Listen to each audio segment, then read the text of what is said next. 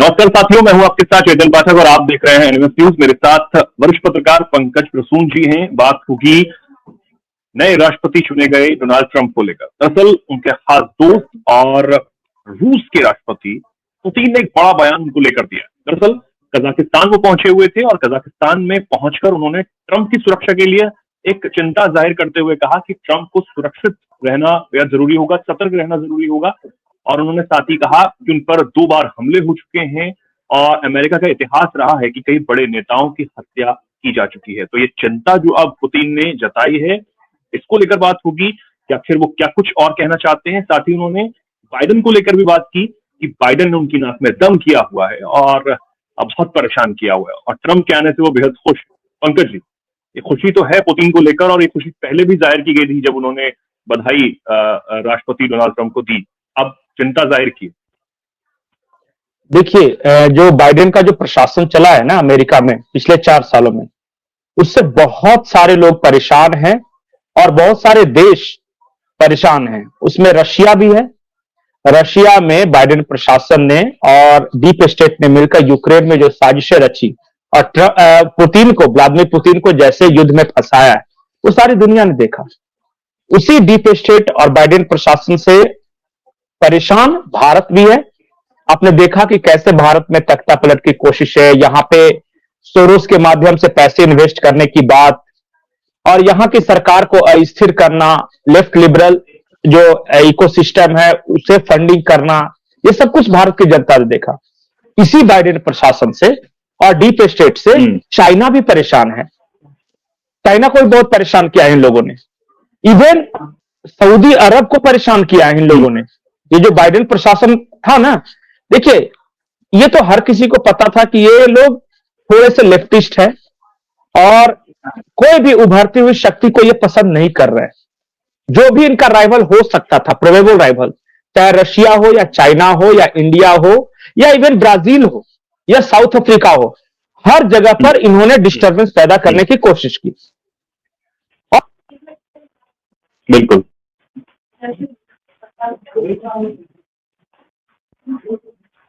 नहीं, इन्होंने आसपास के सारे देशों में तख्तापलट करवाया है। श्रीलंका को परेशान किया, बांग्लादेश में तख्तापलट करवाया, पाकिस्तान में तख्तापलट करवाया, मालदीव में तख्तापलट करवाया। आप चारों तरफ के देश देख लो, उसे ये किया। ये सारा काम अमेरिकी डीप स्टेट और कर रहा था। लेकिन इन सबसे ज्यादा महत्वपूर्ण बात, इसी डीप स्टेट और इसी बाइडेन की नफरत का शिकार राष्ट्रपति डोनाल्ड ट्रंप भी है। ऐसा नहीं कि सिर्फ वो अमेरिकी हितों के लिए लड़ रहे थे, वो अपने देश के अंदर भी अराजकता पैदा करने की कोशिश कर रहा था। वो जो डीप स्टेट था, वो CIA था और ये जो बाइडेन प्रशासन था, ये जो कमला हैरिस थी। अमेरिका के अब तक के जितने भी चुनाव का इतिहास देख लीजिए, सबसे ज्यादा रक्त रंजित और सबसे ज्यादा कड़वाहट भरा ये चुनाव है। 2 एसेसिनेशन अटेम्प्ट हुए हैं डोनाल्ड ट्रंप के खिलाफ। किसने किए? वहां जो CIA उनका कार्यकाल है वो इतना ज्यादा आसान नहीं होने वाला है कि जो पिछला कार्यकाल उनका था उसमें काफी चुनौतियां थी उनके सामने। लेकिन इस बार वाला कार्यकाल और ज्यादा चुनौतीपूर्ण होगा, चुनौतियों से भरा होगा, क्योंकि एक तो उनकी जान का खतरा, 2 बार जिस तरीके से उन पर हमला किया गया और अब पुतिन ने एक बार फिर आशंका जताई है कि उनको सुरक्षित रहना बहुत जरूरी है। वो इस बात को समझते होंगे कि किस तरीके से अमेरिका में पहले भी बड़े नेताओं की हत्या की जा चुकी है। देखिए, बहुत सारी बातें ऐसे हैं जो कि सार्वजनिक रूप से नहीं कही जाती, लेकिन समझने की बात है। मैं बार बार ये बोल रहा हूं कि ट्रंप ने जिन लोगों को दुश्मन बनाया है अमेरिका के अंदर, वो बेहद खतरनाक लोग हैं। बात सिर्फ बाइडेन या कमला हैरिस या डेमोक्रेट्स की नहीं है।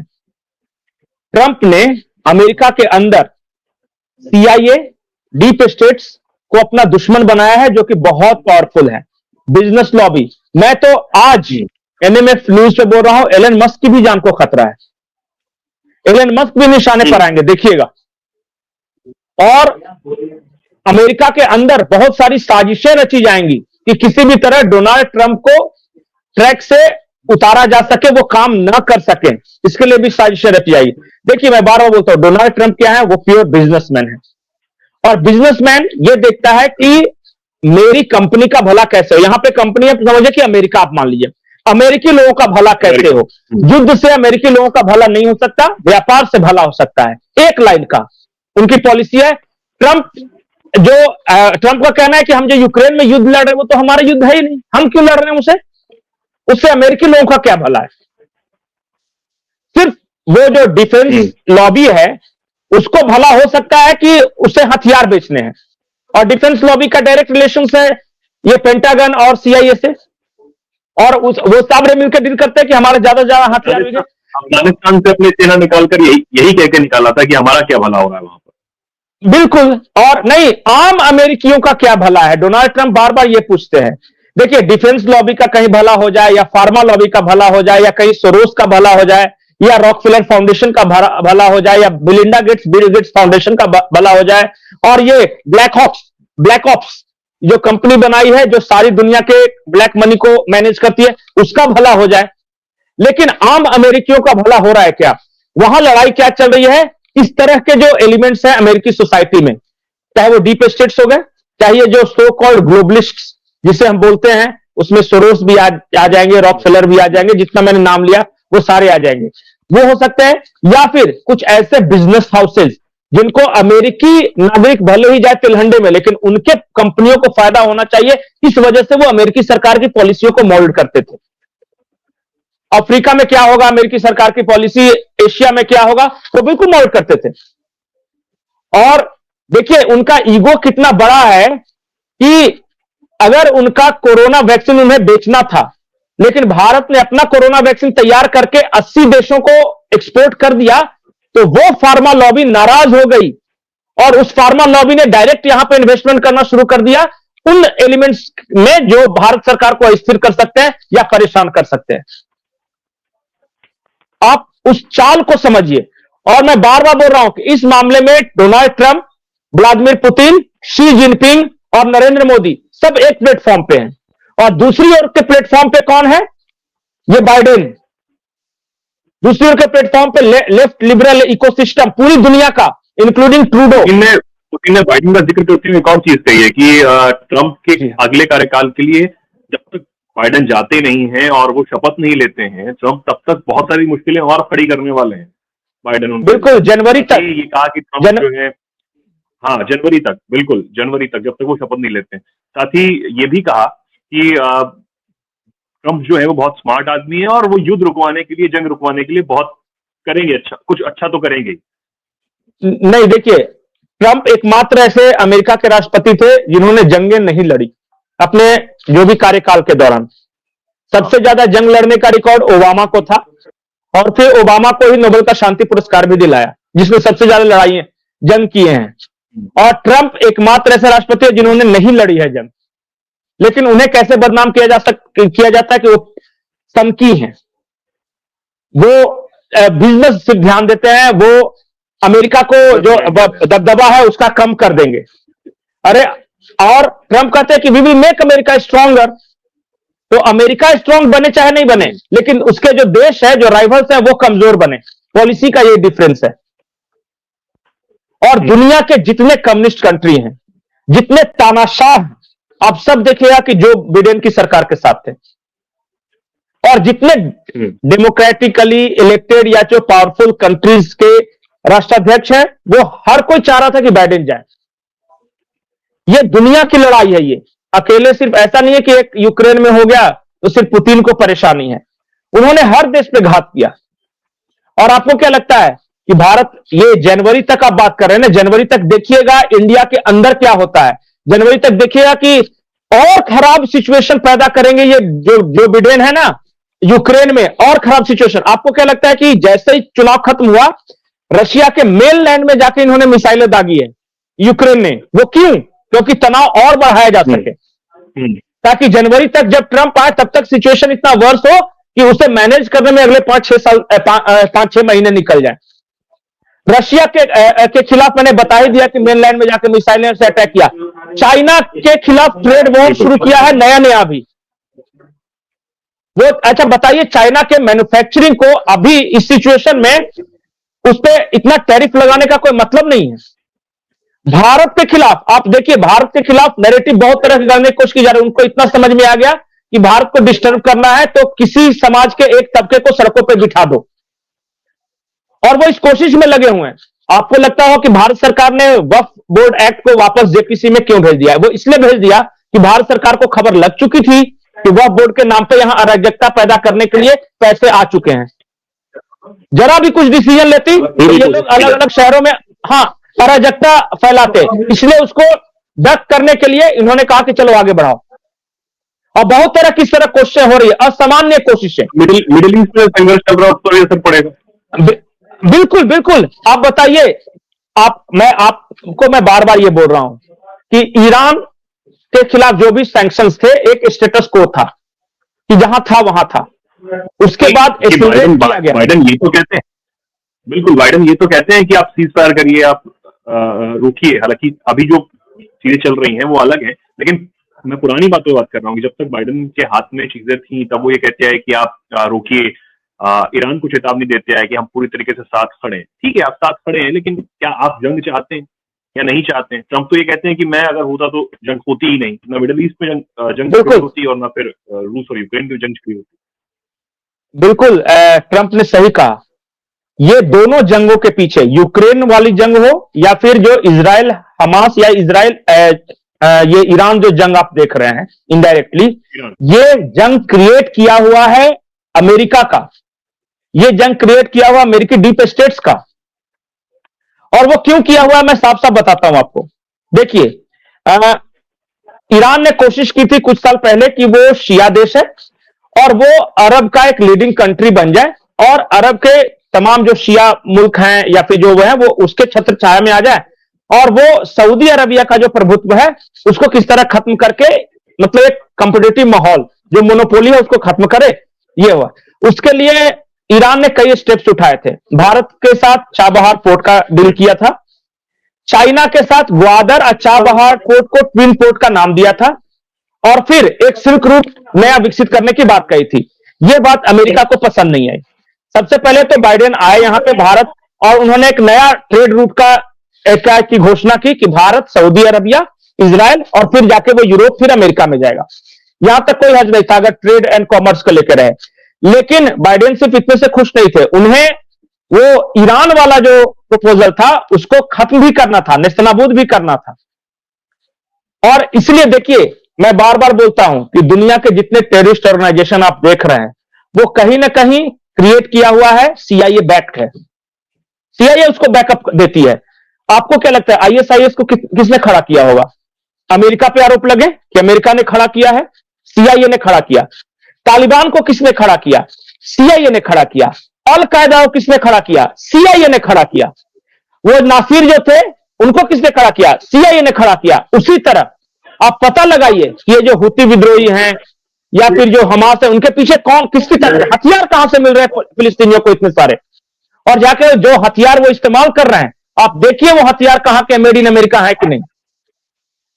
तो हमास के आतंकियों को इजराइल में घुसाया, जमीन गर्म की, इजराइल ने पलटवार किया, दोनों तरफ से जंग शुरू किया और बाद में ये कहते हैं कि हम दोनों को बैकअप। देखिए, आतंकियों को दूसरे रास्ते से हथियार मुहैया करा रहे हैं और इजराइल को दूसरे रास्ते से, और ये अपना हथियार बेच रहे हैं। आप जाके कभी किसी आर्टिकल में देखिए कि जो फिलिस्तीन के आतंकी हैं या हमास के आतंकी, वो मेड इन वेपन्स कहां इस्तेमाल कर रहे हैं, सब समझ में आ जाएगा कि दोनों तरफ यही सीआईए और अमेरिकी डीप स्टेट्स ही है। दुनिया को जंग में झोंकने की योजना बाइडेन ने बनाई थी और उनके प्रशासन ने बनाई थी, ताकि उनके जो बड़े बड़े लॉबिस्ट हैं उनका व्यापार चमकता रहे। जितने भी ये जंग हैं, चाहे यूक्रेन वाला जंग हो या फिर इजराइल और ईरान वाला जंग हो, वो कहीं ना कहीं इसके पीछे बाइडेन प्रशासन और उनका डीप स्टेट का हाथ है। आप समझिए, मैं बार बार दुनिया के दर्शकों से या जानकारों से एक ही चीज पूछता हूं, फिलिस्तीन के आतंकी या हमास के जो आतंकी जो हथियार इस्तेमाल कर रहे हैं वो कहां कहां हथियार है, मेड इन किस देश का है? आप जाके देखो और एक बार आप पता करो। दो रास्तों से हथियार आ रहा है, एक जो है वो हमास को प्रोवाइड किया जा रहा है और दूसरा इजराइल को बैकअप के लिए दिया जा रहा है, जो बड़े हथियार हैं। हुआ ये है कि स्टेटस को था, ईरान तमाम सैंक्शंस के बावजूद अपनी जगह पे था, और जो इजराइल था वो अपनी जगह पे था। जानबूझकर जमीन गर्म की गई है, बाढ़ को काटा गया है, और फिर वो पूरी घटना जो है वो करवाई गई है। वो इसलिए ये जो ट्रेड रूट जो जिसकी बातें चल रही थी उसे किसी तरह डिरेल किया जा सके उस इलाके से। जंग के हालात में ट्रेड रूट नहीं बन सकेगा। और वो ईरान जो इन्वॉल्व था जिस सिल्क रूट में जो चाइना के साथ उसने किया था, उसके बाद ही ये प्लानिंग बनी थी कि चीन, ईरान, भारत और जो बाकी के देश है, इराक वगैरह, वो ट्रेड रूट को नहीं करने देना, इसलिए वहां युद्ध जैसे हालात बनाए गए। ये सारा जंग जो है वो व्यापार का जंग है। वो हम भले ही सुनते हैं जर जोरू जमीन, इन तीनों के चलते सारी लड़ाइयां हुई, लेकिन मुझे आज यकीन है कि जो आधुनिक युग में सारी लड़ाइयां बिजनेस के लिए हो रही है। ये सारा ट्रेड वॉर है। यही अब और कभी भी यही चाहते हैं जल्द से जल्द इस जंग को खत्म किया जाए, क्योंकि बहुत लंबे समय से ये जंग चल रही है। और बिल्कुल क्योंकि इनको लड़ना पड़ रहा है, रशिया को लड़ना पड़ रहा है, लेकिन अब वो ये भी रशिया को भी लड़ना पड़ रहा है, रशिया को लड़ना पड़ रहा है, टैक्स टैक्सपेयर्स के पैसे भी जा रहे हैं बेफिजूल। बिल्कुल मतलब नहीं है कि यूक्रेन में सारी जो चीजें वो लगा रखी हैं, क्यों जंग में। हाँ, यूक्रेन तो सब कुछ ठीक था ना वहां पे। वहां मतलब कुछ गड़बड़ था ही नहीं। यहाँ स्टूडेंट्स पढ़ने जाते थे, वहां के लोग खुशहाल थे। वो अमेरिकी ट्रैप में आके उसने सारा बर्बाद किया है उस देश को। अमेरिकी ट्रैप्स ने बाइडेन प्रशासन और डीप स्टेट्स में ये सारा कुछ, देखिए वो प्रयोग था। मैं बार बार एक चीज बोलता हूं कि आज से 3-4 साल पहले से यूक्रेन के सारे अखबारों को आप खंगालना शुरू कर दीजिए। देखिए कि ये जो जेलेंस्की है इसको कैसे क्रिएट किया गया, कैसे ये टी शर्ट पहनकर यात्रा करता था, कैसे इसने कहा कि पहले वहां के तमाम छोटे छोटे मुद्दों को उठाया और उन मुद्दों को उठाकर वहां की जो सरकार थी उस वक्त, जो कि रशिया की समर्थित थी सरकार थी, उसका कैसे उसे हटाया है, तख्ता पलट किया है। फिर कैसे इसने नाटो वाला नैरेटिव सेट किया कि नाटो में अगर यूक्रेन चला जाएगा तब फायदा होगा, और उसके बाद युद्ध में झोंका है। और भारत में भी यही प्रयोग था। एक यहां भी नौजवान को टी शर्ट पहन के घुमा रहे थे उसी कारण से, लेकिन चूंकि देश इतना बड़ा है तो यहां पे वो यूक्रेन वाला नहीं सफल हो सका। और सारे लोग इन्वॉल्व थे इसमें। आप ओपन सोसाइटी है जो सोरोस वाली कंपनी के, उसका वाइस प्रेसिडेंट यहां घूम रहा था भारत में। उस जो भारत जोड़ो यात्रा में वो घूम रहा था, वो क्या अशोक नाम है वो, जो सुनीता विश्वनाथन है, जो कि जॉर्ज सोरोस से सीधे जुड़ी हुई है। वो बाकायदा रणनीति तैयार करी थी, बाकायदा ट्विटर कैंपेन चला रही थी वो।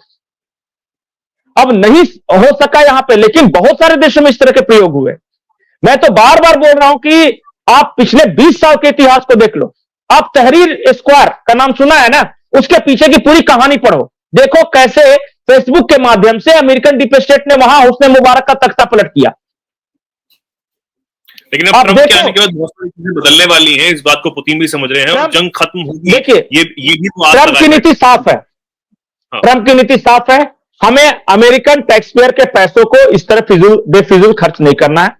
हमें क्या करना है, अमेरिका के नागरिकों को खुशहाल बनाना है, उसको पूरी तरीके से सफल बनाया जाए। इस बात को लेकर ट्रंप काम करेंगे। हालांकि जनवरी में जब वो शपथ लेंगे तो काफी सारी चीजें जो है बदलाव होंगी, लेकिन पुतिन ने जो आशंका जताई है कि तब तक बाइडेन उनके लिए बहुत सारी मुश्किलों को खड़ा कर देने वाले हैं।